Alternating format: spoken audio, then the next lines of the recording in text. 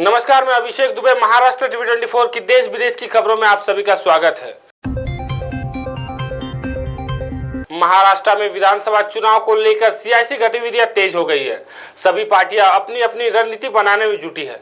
इस बीच शिवसेना यूबीटी के नेता आदित्य ठाकरे ने शुक्रवार 27 सितंबर को कहा कि उनकी पार्टी ने अन्य राज्यों तक अपनी प्रसार नहीं किया क्योंकि वह अपनी पूर्व सहयोगी बीजेपी के वोटों में सेंध नहीं लगाना चाहती है।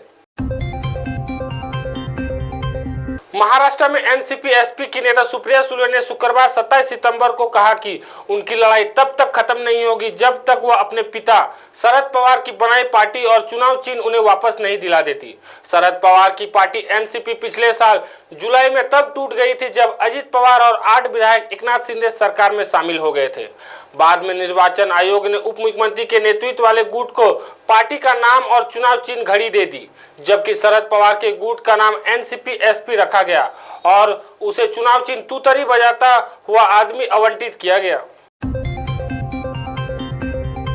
कांग्रेस नेता सुबोध सहाय ने झारखंड की विपक्षी पार्टी बीजेपी को लेकर कहा कि इनके पास मुद्दे नहीं है, यह उन मुद्दे को लेकर खड़ी है जो मजाक का विषय है। सुबोध का यह बयान तब सामने आया जब बीजेपी के राष्ट्रीय स्तर के नेता झारखंड का दौरा कर रहे हैं और बांग्लादेशी घुसपैठियों का मुद्दा उठा रहे हैं।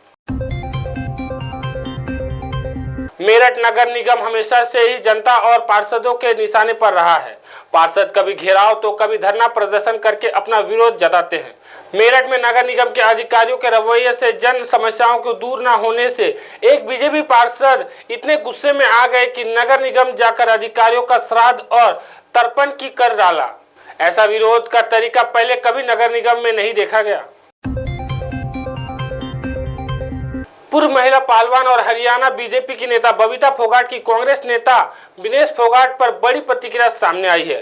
दरअसल एक इंटरव्यू के दौरान जब उनसे पूछा गया कि क्या विनेश फोगाट के कांग्रेस में जाने से फोगाट परिवार बिखर गया है, इस पर विनेश फोगाट ने कहा कि परिवार बिखरा नहीं है, हर किसी की अपनी विचारधारा है, कोई भी किसी भी समय कोई पार्टी ज्वाइन कर सकता है, उनका खुद का निर्णय है, हो सकता है कि उनका फैसला पहले से ही तय हो।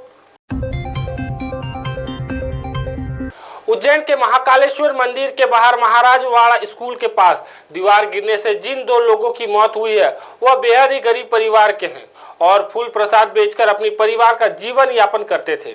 अभी घायलों की हालत भी चिंताजनक बनी हुई है। सीएम मोहन यादव ने हादसे पर दुखद व्यक्त करते हुए मृतकों के परिजनों और घायलों के लिए मुआवजे का ऐलान किया है।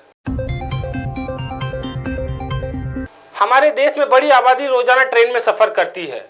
आम दिनों में तो सफर के दौरान खाने पीने में संबंधित कोई भी परेशानी नहीं होती है, लेकिन नवरात्रि के दिनों में यात्रा करने वाले लोगों के सामने शुद्ध सात्विक भोजन को लेकर काफी असमंजस की स्थिति रहती है।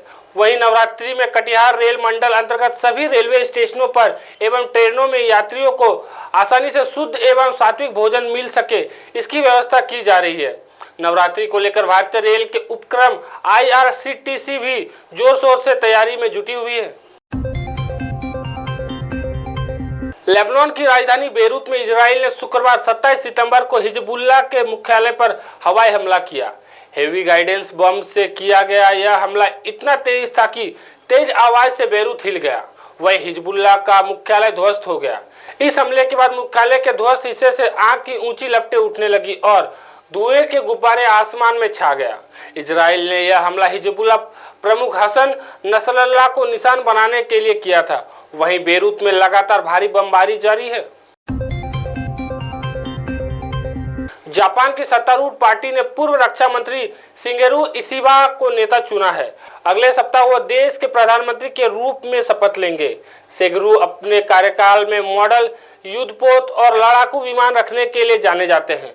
पूर्व रक्षा मंत्री को चीन और उत्तर कोरिया द्वारा उत्पन्न खतरों का मुकाबला करने के लिए एशियाई नाटो के निर्माण का प्रस्ताव देने के लिए जाना जाता है। चीन के प्रति झुकाव रखने वाले मालदीव के मौजूदा राष्ट्रपति महमूद मोइज्जू भारत आना चाहते हैं। उन्होंने इस बारे में शुक्रवार 27 सितंबर 2024 को संकेत भी दिए। अमेरिका के न्यूयॉर्क शहर में मीडिया से बातचीत के दौरान उन्होंने बताया, मैं जल्द से जल्द वहां इंडिया जाने की योजना बना रहा हूं। हमारे बीच भारत और मालदीव के संदर्भ में बहुत अच्छे द्विपक्षीय संबंध है। फिलहाल देश विदेश की खबरों में इतना ही। वक्त हो चला एक छोटे से ब्रेक का। ब्रेक के बाद फिर मिलेंगे, तब तक देखते रहिए महाराष्ट्र टीवी 24। नमस्कार।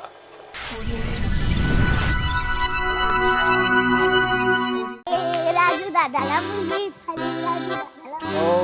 मी तुला बोलले होते ना मुलगी होणार म्हणून. हा तू बोलली होती बर का. आता मी तुला 5,000 रुपये देणार आहे. आणि पहिली शाळेत घातलं की 6,000 रुपये. आणि हो, जेव्हा ती 6वीत जाईल ना तेव्हा 7,000 रुपये आणि 11वीत जाईल तेव्हा 8,000 रुपये मी तिला देणार आहे. एवढंच नाही, ती 18 वर्षाची झाली की 75,000 रुपये द्यायला मी तयार आहे. एवढे पैसे?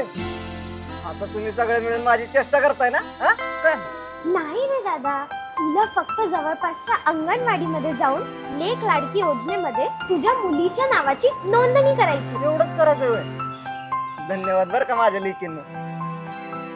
या लहान मुलींप्रमाणेच आपल्या जवळच्या गरजू लोकांना लेक लाडकी योजनेची माहिती देऊयात आणि आपल्या लेकींचे उज्ज्वल भवितव्य घडवण्यासाठी हातभार लावूया. लाडक्या लेकीच्या पंखांना बळ हीच आहे महाराष्ट्र सरकारची